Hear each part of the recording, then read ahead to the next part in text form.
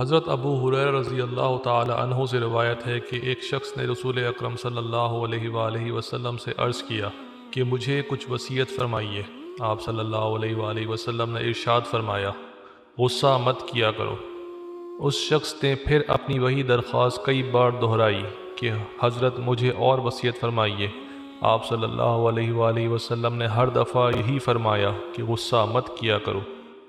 اس حدیث سے ہمیں یہ معلوم ہوتا ہے کہ ہر انسان کو اپنی روزمرہ زندگی میں مختلف معاملات سے سابقہ پڑتا ہے، اور بعض اوقات یہ معاملات اس کی حسب خواہش انجام پاتے ہیں اور بعض دفعہ اس کی مرضی اور منشا کے خلاف۔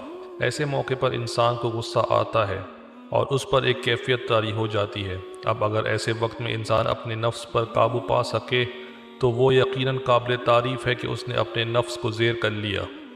چنانچہ ایک حدیث میں پہلوان اور طاقتور اسے بتایا گیا ہے جو غصے کے موقع پر اپنے آپ کو قابو میں رکھے۔ قرآن پاک میں نیکوکاروں کی جو صفت بتائی گئی ہے ان میں سے ایک یہ ہے کہ وہ غصے کو پی جانے والے ہوتے ہیں۔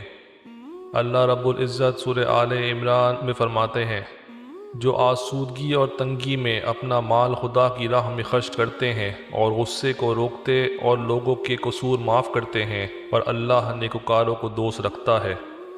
اس حدیث میں جن صحابی کو یہ وصیت کی گئی ہے ممکن ہے وہ مزاج کے تیز رہے ہوں، اس لیے آپ صلی اللہ علیہ وآلہ وسلم نے ان کو یہ نصیحت کی ہو کہ غصہ مت کیا کرو، اور یہ حقیقت ہے کہ بری عادتوں میں غصہ بہت خطرناک اور بہت بد انجام عادت ہے، اور جو شخص غصے پر قابو رکھ سکے گا وہ نفس کے دوسرے غلط تقاضوں پر بھی قابو پا سکے گا۔